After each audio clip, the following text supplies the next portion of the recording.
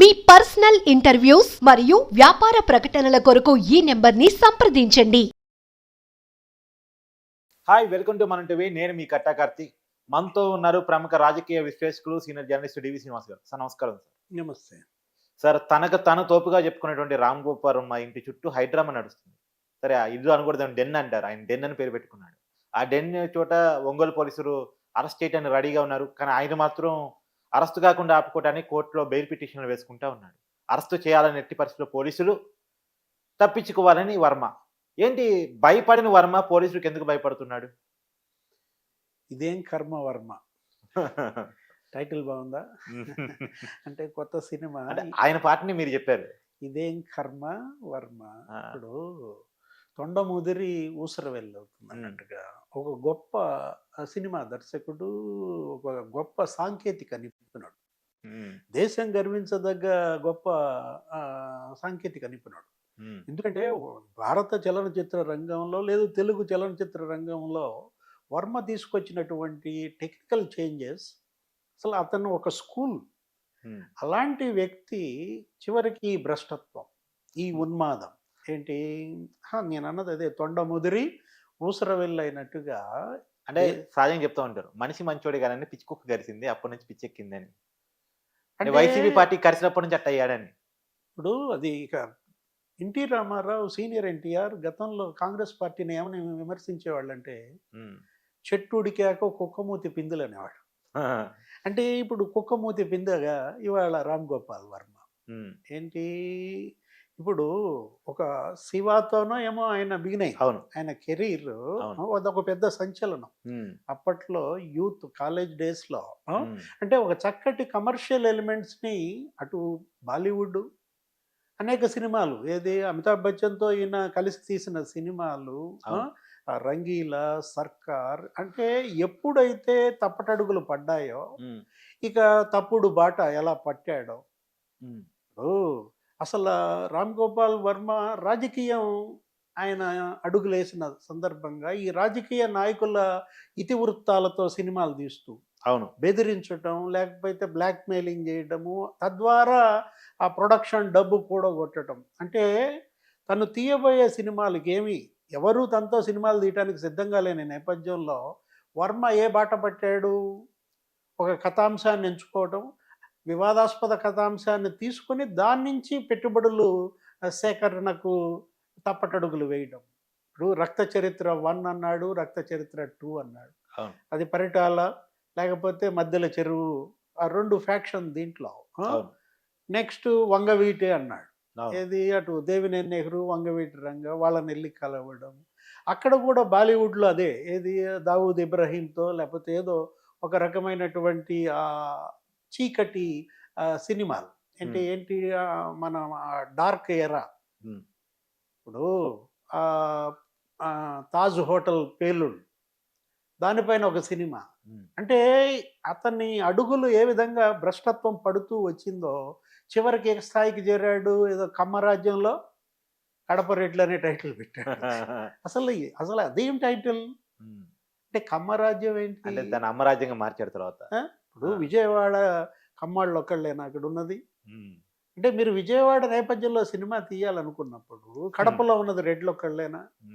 అంటే అతని భ్రష్టత్వం, అతని ఉన్మాదం ఇక చివరి స్థాయికి ఎలా మారిందో ఇక్కడే కనపడుతోంది. అసలు లేకపోతే ఏంటిది, రేపు ఎలక్షన్ బిఫోర్, ఎలక్షన్ ముందు మార్ఫింగ్ ఫోటోలతో, మార్ఫింగ్ వీడియోలతో నువ్వు ఒక టీజర్ వదులుతావా?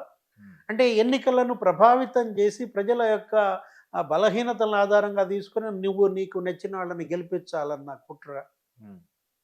పవన్ కళ్యాణ్, లోకేష్ వాళ్ళ వ్యక్తిత్వ హననం ఏంటి, అసలు కొన్ని సినిమాల్లో లోకేష్ని ఏ విధంగా చూపించాడో మనం చూసాం, పవన్ కళ్యాణ్ ఎలా చూపించాడో మనం చూసాం. భారత చలనచిత్ర చరిత్రలో ఏ సినీ దర్శకుడు ఈ విధమైన భ్రష్టత్వం మనం చూడలేదు. అంటే మీరు సమకాలీన అంశాలని మీరు సినిమాలుగా తీసుకున్న ఒక సామాజిక ఇతివృత్తం ప్రధాన అంశాలతో ప్రజా చైతన్యమే లక్ష్యంగా పనిచేయాల్సిన సినిమాని ఏం చేశాడు, స్వార్థ రాజకీయాలని ఉపయోగంలో పడుతూ తను భ్రష్టు పట్టాడు. రాజకీయంగా కూడా సార్ ఒకప్పుడు మీకు తెలిసే ఉంటుంది, చాలా సినిమాలొచ్చాయి. కమ్యూనిస్ట్ భావజాలంతోటి, లేకపోతే అభ్యుదయ భావజాలంతోటి ప్రజా సమస్యల మీద ప్రభుత్వాలను విమర్శించుకుంటూ వచ్చాయి. కానీ ఇలా ఉండేవి గావు గదా సినిమాలు. అరే అసలు ఈ సినిమాలేంటి ఇప్పుడు 'వ్యూహం', హ్మ్. 'లక్ష్మీస్ ఎన్టీఆర్' హ్మ్. ఆ! అంటే అవసరమా? ఏంటి 'లక్ష్మీస్ ఎన్టీఆర్' అనేది నువ్వేదో 'ఎన్టీఆర్' అనే సినిమాకి నువ్వు దానికి పోటీగా హ్మ్. ఇప్పుడు ఏ విధంగా ఇతను తప్పటడుగులు పడ్డాయో 'రామ్ గోపాల్ వర్మ' ఈ వరుస ఆఖరి దశ మనం చూసినట్లయితే హ్మ్. అతని పతనం పరాకాష్ఠకి చేరిందనమాట. అవును. ఇప్పుడు ఈ కేసులు ఇప్పుడు ఇదేం కర్మ వర్మ అన్నది అందుకే. అవును. ఎందుకు అవి తీయడం ఎందుకు? వాటిని ప్రజల మీదకు వదలడం ఎందుకు? హ్మ్. ఇప్పుడు ఈ కేసుల్లో పోలీసు చుట్టూ ఇవాళ పారిపోవడం.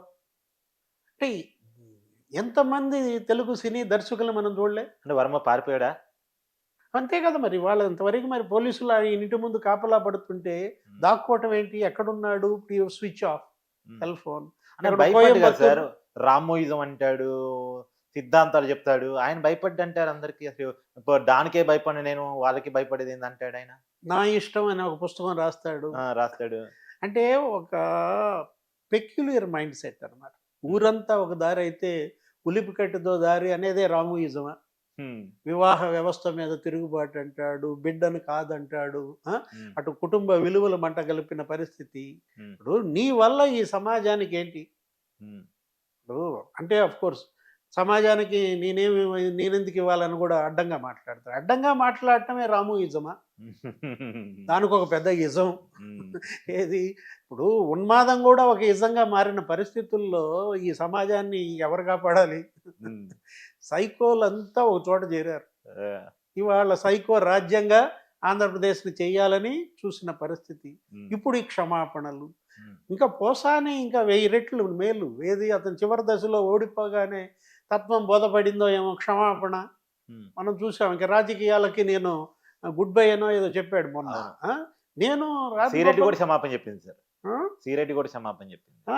శ్రీరెడ్డి అసలు పేరు పేరున ఆ! లోకేష్ అన్న క్షమాపణ, అనితమ్మ క్షమాపణ, పవన్ కళ్యాణ్ గారు నన్ను క్షమించండి అని ఆమె పదే పదే వీడియోల్లో ఓపెన్ లెటర్స్ కూడా రిలీజ్ చేసింది శ్రీరెడ్డి. హ్మ్. ఇప్పుడు చివరికి శ్రీరెడ్డిలో పశ్చాత్తాపం చూసాం. పోసానిలో అది పశ్చాత్తాపం చూసాం. పశ్చాత్తాపమేనా? తప్పించుకునే ప్రయత్నమా? కానీ 'రామ్ గోపాల్ వర్మ'లో ఆ మాత్రం కూడా లేదా? ఆ! ఆ వరుస క్రమంలో 'రామ్ గోపాల్ వర్మ' కూడా ఒక సెల్ఫీ వీడియో వదులుతాడనుకున్నా. ఆ! ఏది ఇక నేను రాజకీయ అంశాలకి గుడ్ బై. ఇక హ్మ్. రాజకీయ ఇతివృత్తాలతో ఇక నేను సినిమాలు, టీజర్‌లు తీయను. హ్మ్. ఇకపై సామాజిక అంశాలో లేకపోతే ఏదైనా సాంకేతికపరమైన అంశాలతో తీస్తానని ఒక ప్రకటన వచ్చుద్దనుకుంటే ఎక్కడున్నాడిప్పుడు? హ్మ్. ఫోన్ స్విచ్ ఆఫ్ అంట. హ్మ్. ఎక్కడో కోయంబత్తూర్‌లో నుంచి ట్వీట్‌లేవో చూస్తున్నాం. ఆ! హ్మ్. అక్కడేదో మోహన్ లాల్‌తో కలుస్తున్నాననో లేకపోతే ఇంకేదో రకరకాల ఆహ్, ట్వీట్స్. దురదృష్టం. ఏంటి విషాదకరం అనమాట. ఒక గొప్ప సినిమా దర్శకుడి యొక్క పతనం ఈ స్థాయిలో ఉంటదనేది ఊహాతీతం. అంటే ఏంటి? నువ్వు ఎవరితో స్నేహం చేశావో ఆ దుష్ఫలితాలు ఇవాళ జగన్మోహన్ రెడ్డితో ఎప్పుడైతే కలిసి నడిచాడో అప్పుడే రామ్ గోపాల్ వర్మ పతనం. జగన్మోహన్ రెడ్డి తను చెడిపోయేది గాక ఇంతమందిని చెడగొట్టాడెందుకు సార్? అంటే ఒక దొంగ 10 మంది దొంగలు అతని చుట్టూతా తిరుగుతుంటారు. హ్మ్. ఒక ఉన్మాది, హ్మ్. 10 మంది ఉన్మాదులు అతని చుట్టూతా చేరతారు. హ్మ్. సహజం అనమాట. ఏంటి వీళ్ళకి డబ్బు. హ్మ్. ఏంటి డబ్బు కోసం ఏ గడ్డైనా తింటారా? హ్మ్. ఇప్పుడు ఇవాళ నీకేం తక్కువ? నీకు 'రామ్ గోపాల్ వర్మ' నీకు పేరు తక్కువ, ప్రఖ్యాతి తక్కువ. దేశం మొత్తం నీకంటూ ఒక బ్రాండ్, ఒక స్కూల్ నీ నుంచి అనేక మంది తయారై ఇవాళ ఇండస్ట్రీకొచ్చినటువంటి పరిస్థితుల్లో వర్ధమాన దర్శకులని, లేకపోతే నటుల్ని ప్రోత్సహించాల్సినటువంటి పరిస్థితుల్లో ఎక్కడ రాఘవేంద్రరావుని చూసాం. ఇప్పుడు చక్కగా రాఘవేంద్రరావు ఆయనేంటి ఆయన తీసినటువంటి సినిమాలన్నింటినీ ఎలా తీశాడు, ఏంటని ప్రోగ్రామ్స్ చేస్తూ ఈటీవీలో ఏదో ప్రోగ్రామ్ మనం చూసాం. రాఘవేంద్రరావు ఇక మాట్లాడటం బిగించేశాడు. ఇంతకుముందు మాట్లాడేవాడు కాదు. అలాంటిది ఆయన వరుసపెట్టి చక్కటి అదంతా ఏంటి రాబోయే భవిష్యత్తు దర్శకులకి, నటులకు ఒక ప్రేరణ, ఒక స్ఫూర్తి. ఇప్పుడు నా ఇదేదో 'కవనం' అని వస్తుంది. ఎవరిది? నా ఆహ్, ఉ 'ఉచ్ఛ్వాసం కవనం' అని చెప్పి ఆయనెవరు? సినీ రచయిత. హ్మ్. శాస్త్రి, సీతారామ శాస్త్రి. అట్లా ఇప్పుడు సీతారామ శాస్త్రి ఆయన రాసిన పాటలు, దాని వెనుకున్న సాహిత్యం ప్రజల్లోకి వెళ్ళటానికే కార్యక్రమాలు. అవును. అయి తీసుకోవాలి గానీ రామ్ గోపాల్ వర్మ కమ్మరాజ్యంలో కడపరెడ్డి ఏంటి, వ్యూహం 1, వ్యూహం 2 ఎక్కడుంది? ఏమైంది నీ వ్యూహం? ఇవాళ ప్రకాశం జిల్లా వ్యూహమా పోలీసులు? వ్యూహం పేరు పెట్టి పద్మవ్యూహంలో ఇరుక్కున్నాడు అని. దురదృష్టం. Thank you sir, thank you. నమస్తే.